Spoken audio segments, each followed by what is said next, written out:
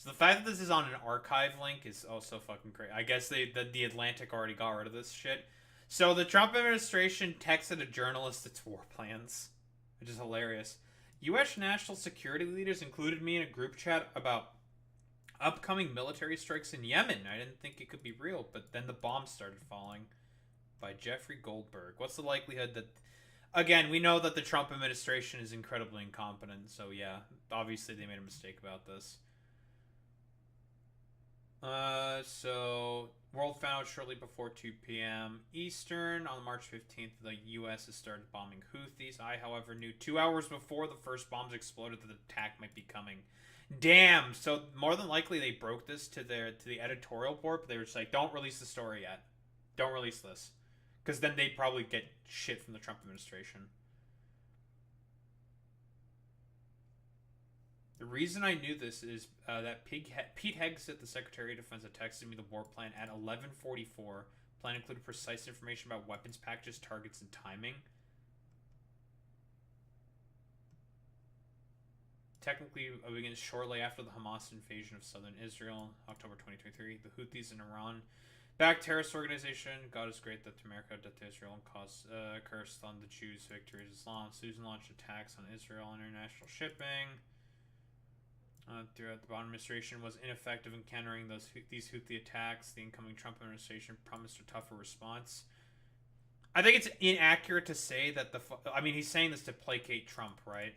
But Biden also bombed Yemen, and obviously it wasn't going to do anything because, like, whoa, Yemen is a pretty mountainous region where, whoa, who would have thought that, they probably have a bunch of stuff hidden in the mountains that you can't get to. Crazy. So Pete Hegseth and I came in. Tuesday, March 11th, I received a connection request on Signal from a user identified as Mike Waltz. Signal's an open source encrypted messaging service popular with journalists and others who seek more privacy than other text messaging services are capable of delivering. I assume that Michael Waltz in question was Donald Trump's national security advisor. I did not assume, however, that the request was from the actual Michael Waltz. Oh, that's crazy. Okay. So a national security advisor is willing to leak to the press. That's bad, dude. Met him in the past, and though I didn't find it particularly strange he might be reaching out to me, I did think it was somewhat unusual given the Trump administration's contentious relationship with journalists and Trump's periodic fixation on me specifically. It immediately crossed my mind that someone was masquerading as Waltz in order to somehow entrap me. Entirely possible, not at all uncommon.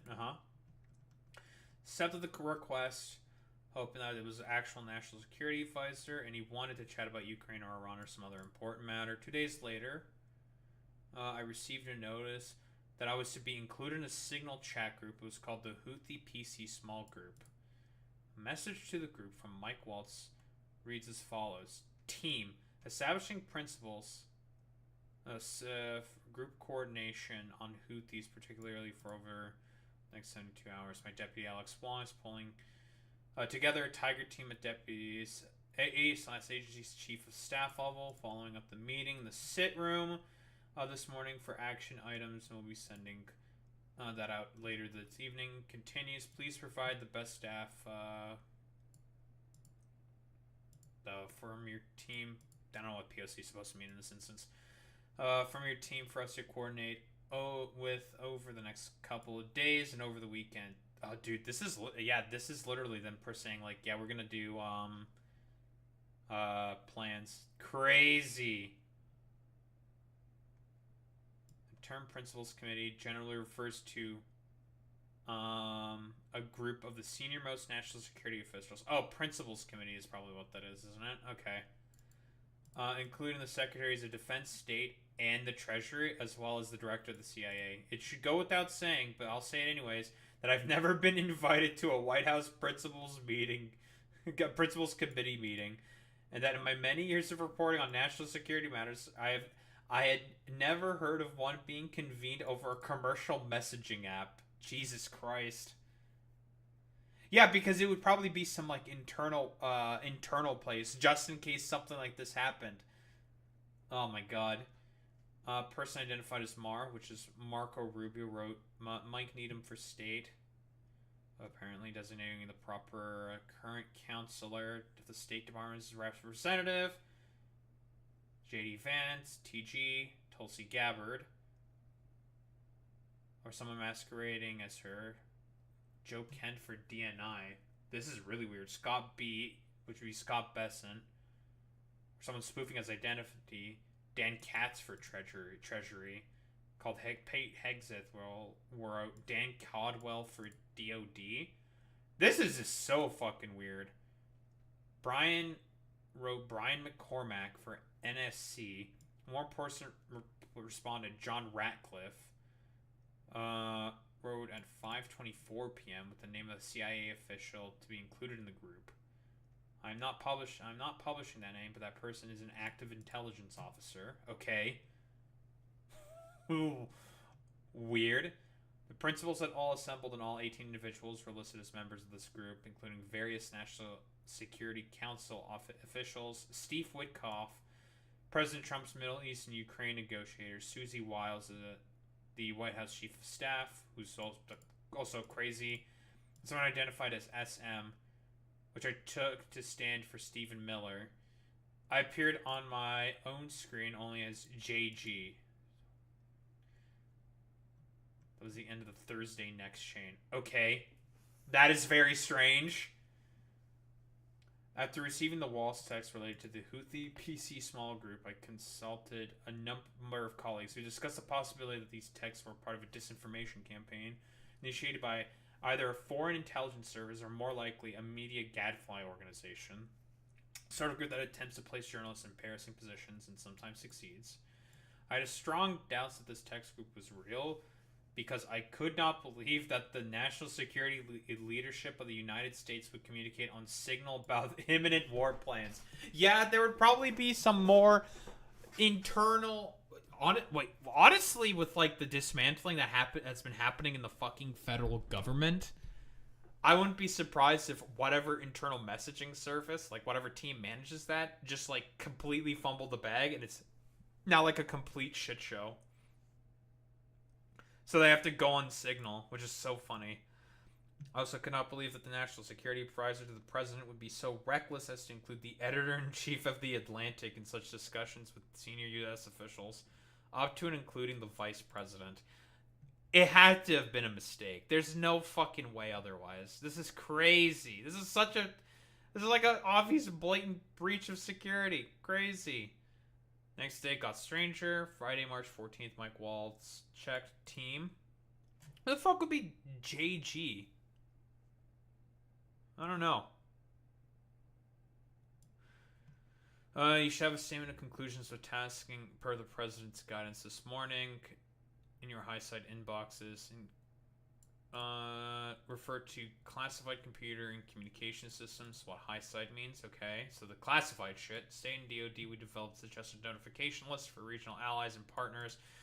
Joint staff is sending this AM a more specific sequence of events in the coming days. We work with DoD to ensure course of that's not course of action. That'd be COA. COS, OVP, and POTUS are briefed. Oh, those are like different, whatever the fucks. Okay. At this point, a fascinating policy discussion commenced. The account labeled JD Vance responded, "Team, I'm out for the day doing an economic event in Michigan, but I think we are making a mistake." He was in Michigan that day. Okay.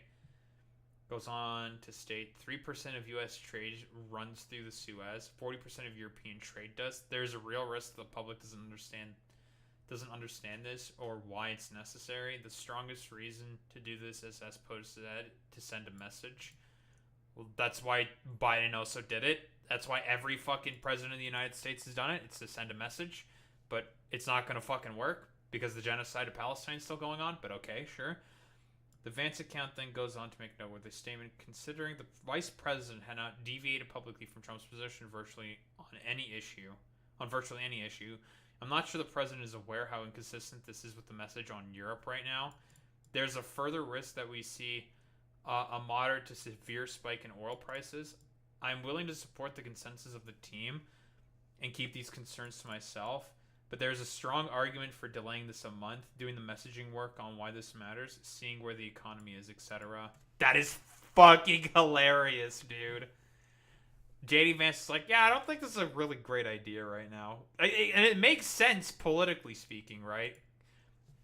Because, I mean, like, Trump sort of, like, has made himself as to sort of be the peace candidate, quote unquote. And now he's just, like, randomly bombing the Houthis. Well, you know, doesn't seem very peaceful, huh?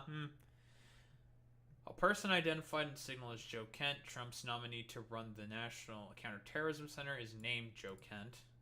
Wrote at 8:22. There is nothing more time-sensitive driving the timeline. We'll have the exact same options in a month. Then at 8:26, uses John Ratcliffe, CIA director, I believe, right? Message contained information that might be interpreted as related to the actual and current intelligence operations. Pete Hegseth, VP, I understand your concerns and fully support you raising with POTUS. Important considerations, most of which are tough to know how they play out. Economy, Ukraine, peace, Gaza, etc. Think messaging is going to be tough no matter what. Nobody knows who the Houthis are, which is why we need to stay focused on one, Biden failed and Iran funded. He's not technically wrong here. In terms of, like, what the conservative messaging angle here is, what Pete Hegseth is saying, I mean, that is what the messaging of the Trump administration always has been. But, like, I don't think it's like Biden failed at all. It's just like there's nothing you can do about it. We all know what was going to make the Houthis stop. Peace. Like an actual ceasefire between the Israelis and the Palestinians. But the Israelis are never going to accept that. Pete Hegseth methods goes on to state, waiting a few weeks or a month does not fundamentally change the calculus. Two immediate risks on waiting. This leaks and we look indecisive. 2, Israel takes an action first, or Gaza ceasefire falls apart. Wait, at this point in time, it's already fallen apart, right? Israel has already started rebombing in the Gaza Strip. Or was this just before they restarted rebombing in the Gaza Strip? Israel bombing Gaza again. When did it start bombing again? 6 days ago. And that message was about a week and a half ago? Okay. So it doesn't seem to be inconsistent. With more than 400 reportedly killed. Okay, so the rebombing started 6 days ago. Which would have been the 18th. Okay. So, not inconsistent. Okay. So then I guess the Israelis decided they should take an action because the bombing happened. Okay, interesting. So they were afraid that the Israelis might bomb the Houthis. Okay. Gaza ceasefire. We don't start... And we don't get to start this on our own terms. We can manage both. We are prepared to execute. And if I had the final go or no-go vote, I believe we should. This is not about the Houthis. I see it as two things. Restoring freedom of navigation, a core national interest. Yeah, but those are fucking Houthi-controlled waters. Those are Yemeni territorial waters. I've talked about this before, but... where the ships that the Houthis are attacking aren't going through, like, because if you look at the particular strait that they're attacking along, it's a very thin strait. Half of it is UAE territorial waters, like along Djibouti and stuff like that. Half of it is Yemeni territorial waters. So they're bombing people in their own waters. Because if they go after the ships in the waters of the UAE, that's not a very good look for them. They might attract more ire from, say, the UAE and overall a lot of the Gulf states that exist. So it doesn't really make the Houthis look very good. So they're mostly bombing cargo ships that are going through Yemeni territorial waters. A core national interest, reestablish deterrence, which Biden cratered. but we can easily pause. And if we do, I will do all we can to enforce 100% operational security. I welcome other thoughts. Mike Walls posted a lengthy note about trade figures, where they're now several few weeks. It will have to be the U.S. that reopens these shipping lanes. As per the President's request, we are working with DoD and state to determine how to compile the costs associated and levy them on the Europeans. So he wants to make the Europeans pay for it, of course. JD Vance added pig exit. If you think we should do it, let's go. I just hate bailing Europe out again. That's so funny that they think they're bailing Europe out. Wait, but now you guys are the ones who are soying out about, like, freedom of navigation. You're upset about, like... This is what I mean by, like, this fucking administration is, like, such a fucking Papega shit show fest. That it's just like, well, we don't want to bail out the Europeans. Look like we want to be, like, based hella cool isolationists, but we need to bomb the Houthis, which is the exact opposite. You know, the good to see that the Secretary of Defense and the VP are butting heads on this. Very funny. I fully share your loathing of European 3 loading. It's pathetic, but Mike is correct. We are the only ones on the planet on our side of the ledger who can do this. Nobody else even close. Question is timing. I feel like now is good a time as any, given POTUS' directive to reopen shipping lanes. I think we should go with POTUS still retains 24 hours of decision space. What do they mean by European freeloading? Like, what do you mean? It's like, is it the Europeans' fault that they had to recover from fucking World War II with the help of the U.S.? Because that's what you guys did to get the Europeans wrapped around your fucking finger. Like, what the fuck are you talking about? But okay. At this point, the previously silent SM joined the conversation. As I heard, the president was clear, green light. But we soon make clear to Egypt and Europe what we expect in return. Of course, because everything's got to be fucking mafia racketeering in this fucking administration. But whatever. We also need to figure out how to enforce such a requirement. E.g., if Europe doesn't remunerate. I don't know how to say that. Then what? If the U.S. successfully restores freedom of navigation at great cost, there needs to be some further economic gain extracted in return. Of course, always. These are the actual texts. That's Pete Hegseth's face. Crazy? Okay. That message from SM, presumably Trump's confidant Stephen Miller. The deputy White House chief of staff or someone playing Stephen Miller effectively shut down the conversation. The last text of the day came from Pete Hegseth, who said agree. After reading this chain, I recognize that this conversation possessed a high degree of that's a word. Verisimilitude? The text in their choice words and arguments sounded as if they were written by people who purportedly sent them, or by a particular adept AI text generator. Wait, what the fuck is this sentence even saying? The text in their word choice and arguments sounded as if they were written by people who purportedly sent them, or by a particularly adept AI text generator. So he thinks like these could be AI or some shit. Maybe, because again, this is really weird. If this is an actual, like, this actually did happen, right? Who the fuck knows? It's really weird. I was still concerned that this could be a disinformation operation or simulation of some sort, and I remained mystified that no one in the group seemed to have noticed my presence. But if it was a hoax, the quality of mimicry and the level of foreign policy insight were impressive. And the next morning, Saturday, March 15th, when the story truly became bizarre. So Pete Hegseth said, team update. I'll not quote from this update. Certain subsequent texts. The information contained in them, if they had been read by an adversary of the United States, could conceivably have been used to harm American military intelligence personnel. particularly in the broader Middle East Central Command areas of responsibility. What I will say in order to illustrate the shocking recklessness of the signal conversation is that the Hexith Post contained operational details of forthcoming strikes on Yemen, including information about targets, weapons the U.S. would be deploying, and attack sequencing. The only person to reply to the update from Hexith was a person identified as a vice president. I will say a prayer for victory, Vance wrote. Added the prayer emoji.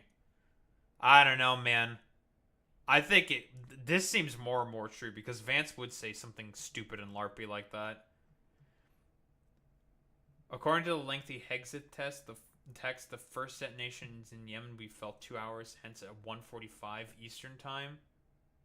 And it happened at 1:45 Eastern time. So I waited in my car in a supermarket parking lot. If the signal chat was real, I reasoned Houthi targets would have been bombed. At about 1:55, I checked X and searched Yemen. Explosions were then being heard across Sana'a, the capital city. Oh no. I went back to the signal channel at 1:48. Michael Waltz had provided the group an update. Again, I won't quote from this text except to note that he described the operation as an amazing job. A few minutes later, John Ratcliffe wrote, "A good start." Not long after, Waltz responded with 3 emoji, a fist, an American flag, and fire. Others soon joined in, including Marco Rubio, who wrote, "Good job, Pete and your team," and Susie Wiles, who texted, "Kudos to all, most particularly those in theater and CENTCOM. Really great, God bless." Steve Witkoff responded with 5 emojis, 2 hand pranks, a flex bicep, and 2 American flags. TG responded, "Great work and work and effects." Oh my God, it's real. This has to be real. Oh my God. Holy shit, they said.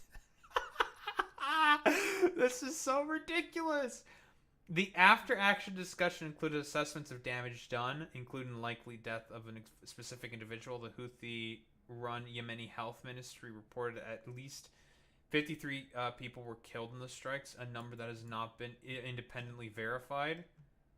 Oh my fucking God.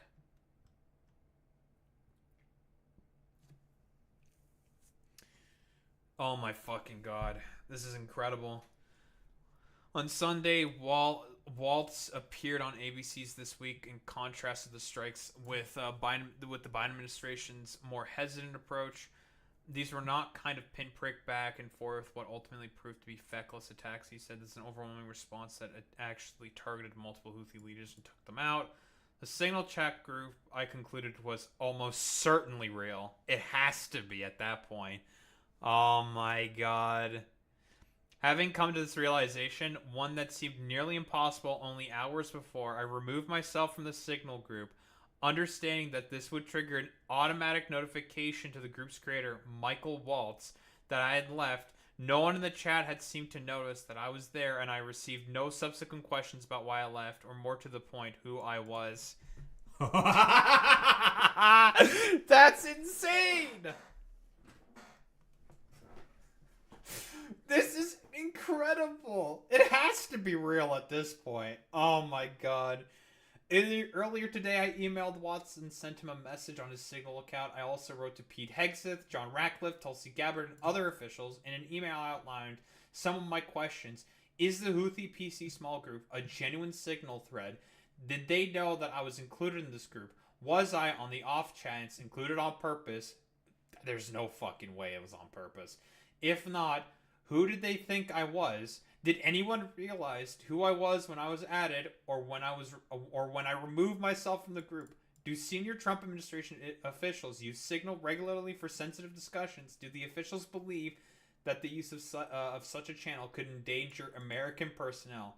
Brian Hughes, the spokesman for the National Security Council, responded 2 hours later, confirming the veracity of the Signal group. Oh no! This appears to be an authentic message chain. and we are reviewing how an inadvertent number was added to the chain he's route.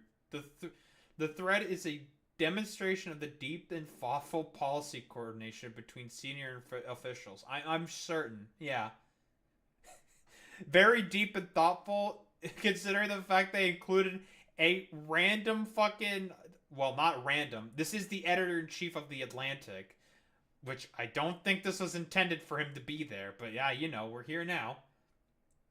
The ongoing success of the Houthi operation demonstrates that there were no threats to troops or national security. Right. Because this is definitely going to be a very successful operation. This is going to do a lot to stop the Houthis. William Martin, a spokesperson for Vance, said that despite the impression created by the text, the vice president is fully aligned with the president. The vice president's first priority is always to make sure the president's advisors are adequately briefing him on the substance of their internal deliberations. He said, Vice President Vance unequivocally supports his minister, blah, blah, blah, blah. Whatever, the spin. I've never seen a breach quite like this. It is uncommon for national security officials to communicate on Signal, but the app is used primarily for meeting, planning, and other logistical matters, not for detailed and highly confidential discussions of a pending military action. Yeah, they wanted to get, like, this was like the idea of trying to make things more efficient, right? There's a reason why things are generally written on paper. That shit is very hard to fucking get out to the public and leak. It is if something like that were to fucking leak, we all know about the meme with the manila envelopes, right? There's a reason why those are used and not a fucking random fucking group chatting like software, because mistakes can happen really easily. With the manila envelope, if that leaks, you probably know who fucking leaked it, and you can do something about it to try to patch up the situation. This is just fucking stupid. Oh my god. Not for detailed and highly confidential discussions of a pending military action. And of course, I've never heard of an instance in which a journalist had been invited to such a discussion. Conceivably, Walls, by coordinating a national security-related action over Signal, may have violated several provisions of the Espionage Act, which governs the handling of national defense information, according to several national security lawyers interviewed by my colleague Shane Harris for this story. Harris asked them to consider a hypothetical scenario in which a senior U.S. official creates a signal thread for the express purpose of sharing information with cabinet officials about an active military operation. He did not show them the actual signal messages or tell them specifically what had occurred. They actually fucked up here. That's hilarious. Well, you know, as we all know, fascists are incredibly incompetent, and they will do. Why are they fucking using Signal for this? Oh my god, that's incredible. All the lawyers that said that a U.S. official should not establish a signal thread in the first place. Whoa. Information about an active operation would presumably fit the law's definition of national defense information. Like, either they use like a private email server for shit like this, or like some private chat messaging. Like, not a fucking random public app. The Signal app is not approved by the government for sharing classified information. The government has its own systems for that purpose. Yeah. Is it on... I can only think of several reasons why they are using Signal. It's either because Elon is an idiot and has fucked around with so much fucking shit, or like, we can't use government fucking, we can't use the government ways because it's too slow and cringe. We just want to discuss this amongst ourselves or some shit. Clearly it won't leak. God. Because, yeah, like, if you're discussing highly classified information like this, it's like, you do this on your own fucking app that you probably developed in a private cloud or some shit. Not over a publicly available app. That's crazy. If officials want to discuss military activity, they should go into a specifically designated designed space known as a Sensitive Compartmented Information Facility, or SCIF, Most cabinet-level national security officials have one installed in their home or communicate only on approved government equipment, the lawyer said. Normally, cell phones are not permitted inside SCIF, which suggests that as these officials were sharing information about an active military operation, they could have been moving around in public. Had they lost their phones or had they been stolen, the potential risk to national security would have been severe. Or maybe they took their phones into the information facility, or maybe they weren't in an information facility at all. Yeah, like maybe somewhere in public. This is fucking crazy. Hegseth, Ratcliffe, and other cabinet-level officials presumably would have the authority to declassify information, and several of the national security lawyers noted that the hypothetical officials on the signal chain might claim that they had declassified the information they shared. But this argument rings hollow, they cautioned, because Signal is not an authorized venue for sharing information of such a sensitive nature, regardless of whether it has been stamped top secret or not. Yeah, it's not. It's a fucking random public application. My god. There was another potential problem. Waltz set some of the messages in the Signal group to disappear after 1 week, and some after 4. That raises questions about whether the officials may have violated several federal records laws. Text messages about official acts are considered records that should be preserved. Uh-oh. Yeah, this has to go into the record to make sure that it's safe. Oh, they wanted to keep the fucking... they wanted to keep this as hush-hush as possible, but they did it on a fucking public application. Wow, these guys are fucking idiots. Jesus. Under the records laws applicable to the White House and federal agencies, all government employees are prohibited from using electronic messaging applications as a signal for official business unless those messages are promptly forwarded or copied to an official government account. Jason R. Barron, a professor at the University of Maryland, the former director of litigation at the National Archives and Records Administration, told Harris. Intentional violations of these requirements are a basis for disciplinary action. Additionally, agencies such as the Department of Defense restrict electronic messaging containing classified information to classified government networks and or networks with government-approved encrypted features. Yeah, which is what I mentioned earlier. Which is very weird that they're doing this over fucking Signal. I guess they didn't want the rest of the government to know, or like was probably suggested here by Goldberg.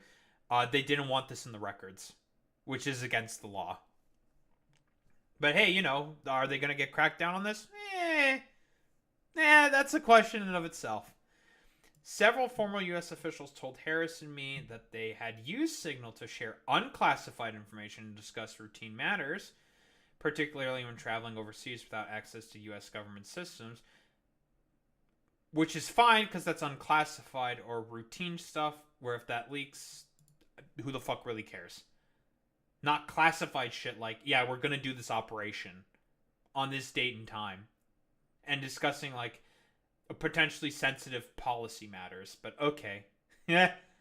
But they knew never to share classified or sensitive information on the app because their phones could have been hacked by a foreign intelligence service, which would have been able to read the messages on devices. It is worth noting that Donald Trump, as a candidate for president, and as president, repeatedly and vociferously demanded that Hillary Clinton be imprisoned for using a private email server for official business when she was Secretary of State. Hilarious. And yeah, worth noting that Trump was indicted in 2023. We all know about the documents case, where he basically kept a bunch of classified documents that he wanted to sell off to people, which had apparently nuclear secrets on it, so he could make a quick buck for his fucking, legal cases that he was dealing with.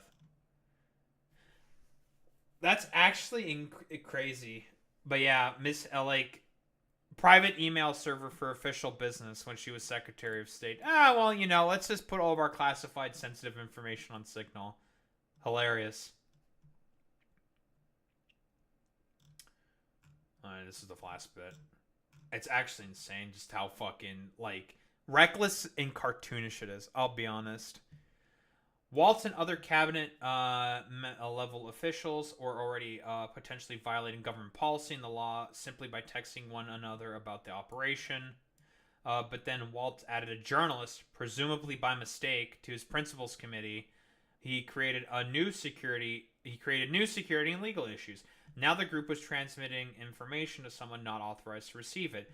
That is the classic definition of a leak. Even if it was unintentional, and even if the recipient of the leak did not actually believe it was a leak, until Yemen came under American attack, which he found out like 10 minutes after at 1:55. And at 1:48, they were saying like, yeah, we did it. Whoa, we actually bombed the fuck out of the terrorist. Whoa, look at us. We did it. Oh my god. All along, members of the Signal Group were aware of the need for secrecy and operational security, or operation security. In his text detailing aspects of the forthcoming attack on Houthi targets, Hegseth wrote to the group, which at the time included me, we are clean on OPSEC. Clearly not, because you had a fucking editor-in-chief of The Atlantic, Jeffrey Goldberg, in your fucking Signal conversation about, yeah, we're going to bomb the Houthis, right, guys? Yeah, we're going to do that. Listen, I understand that you may not want to do it, but this is kind of time sensitive, so we kind of have to do it. Oh my god. Dude, like the question then immediately becomes like, how many other conversations have they had on like Signal about sensitive national security matters that could have been hacked by like the Russians or the Chinese, for example? That's crazy, man. Holy shit. I mean, it should pretty much show you just how like incompetent this fucking administration is. Like, you know, definition of a cacatocracy, right? You know, the stupidest, most dumbest motherfuckers. And yeah, they wanted this all to not be on the record, of course, because again, these guys don't give a fuck about the law. They break it all the fucking time. Nothing fucking matters to them. So fuck it. Might as well just keep breaking it. We're already constantly breaking it. No, might as well just keep going. Fuck it. YOLO, right? Oh my god. This is like cartoonishly bad. Holy shit.